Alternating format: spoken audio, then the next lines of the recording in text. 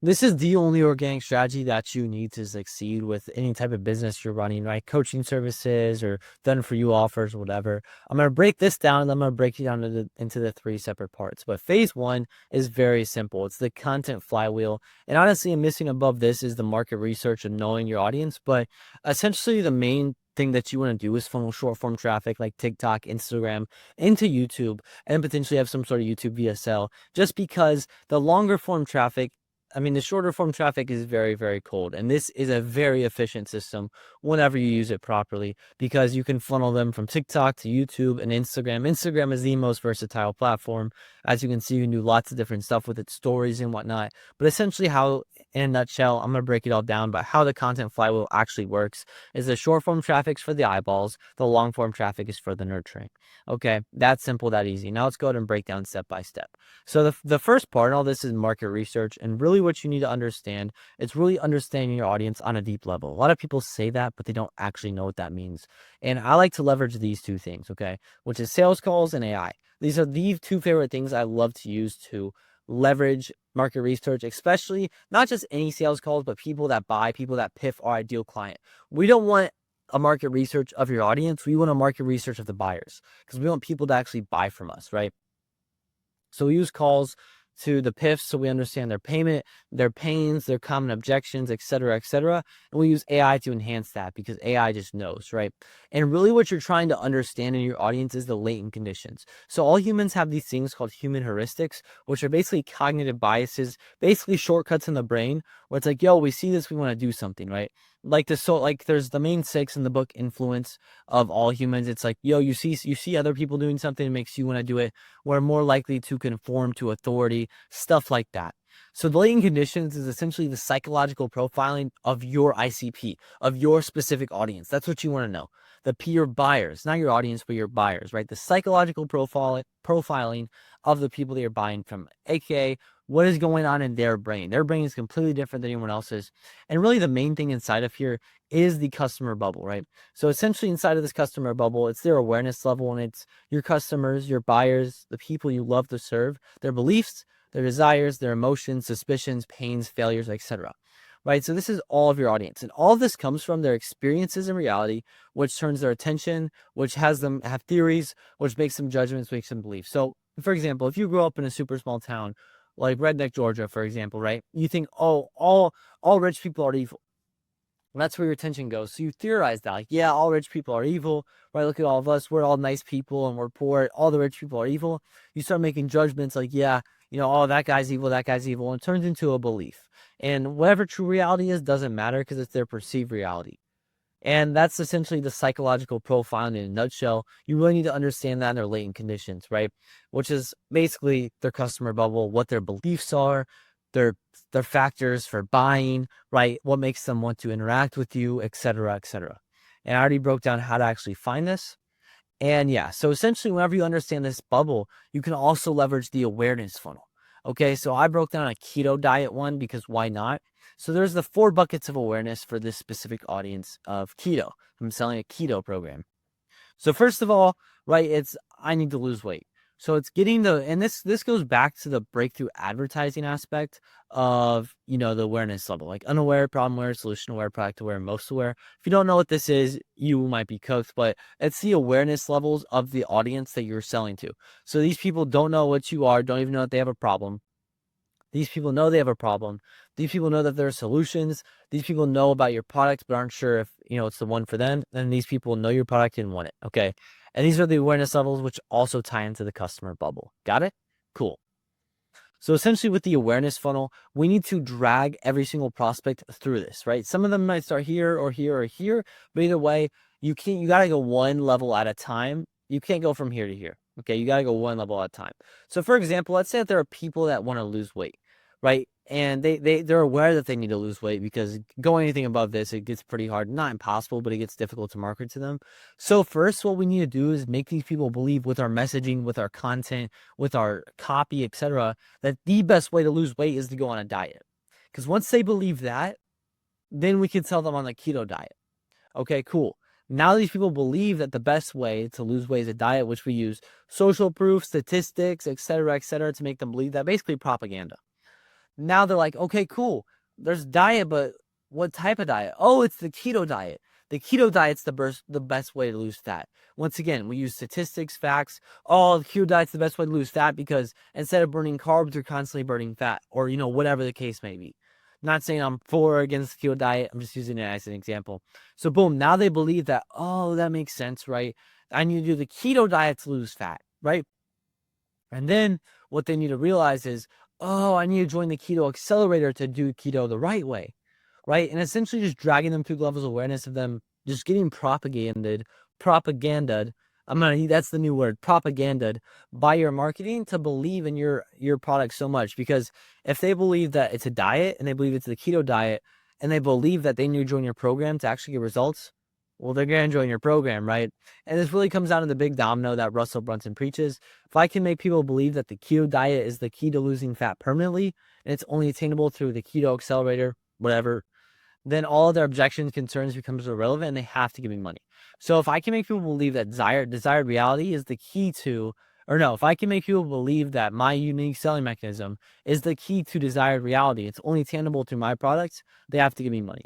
So this is all your messaging needs to come on. And this is why market research is the most important step, because all your organic content needs to be pushing this narrative, right? This belief of your unique mechanism, right, is going to help them with their desired reality and then eventually pushing your product on them or your program, right? And comes back to the customer bubble because they have a chain of beliefs, right? From whatever reason. And your whole point is just is changing these chains of beliefs from their beliefs to your beliefs, because eventually you start changing these beliefs with different types of framing content, case studies, long form content, etc.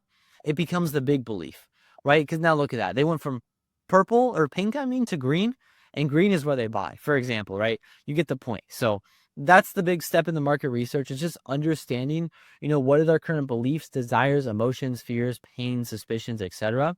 So then we can actually change those, right? Break the limiting beliefs, justify their failures, throw rocks at their enemies, etc., etc. Reinstill new ones that are positive for us and make them buy our products. Okay. So you understand a little bit about the content flywheel, a little bit. I haven't gone too in depth into it, but you understand the market research and why it's super important to understand your audience. Now is phase 3, which is basically just short form content, right? And I like to think of this as the Sam Millsap play. I call this guy Paul Millsap all the time. But like I said earlier, the whole point of short form is to get eyeballs and to frame. But really, it's just to get eyeballs, right? You can do framing content to get eyeballs, etc. You get the whole point. I love the Sam Millsap play. That's his name. Yeah, Sam Millsap. Essentially, right? Because the whole point of short form is just a lottery. Essentially, obviously, it's not luck involved, but it's not just entirely luck. But essentially, the best way to actually do short form is raw content. It's easy to make. It takes me 30 minutes to make 8 to 10 pieces of short form for myself. It's more relatable because instead of all these fancy edits, you're on an iPhone. Okay. And it's cheaper and faster because you don't have to pay for editing teams, which isn't even that much, but it's also faster. 30, 45 minutes, I have 8 pieces of short form content up. Before I send it to an editor, they got edit it, send it back to me, and you can do way more. And there's not really much of a difference between edited and non-edited, honestly. So I like the Sam Millsap play. If you don't know what it is, just go watch his content. He'll make 5 pieces, 10 pieces, 13 pieces sometimes of content in one day. And they're all just raw of him talking. And look at this, 25,000 views, 154,000, 46, 7, 9, 4,000. You get the point, tons and tons of views. And you just want to funnel this into long form.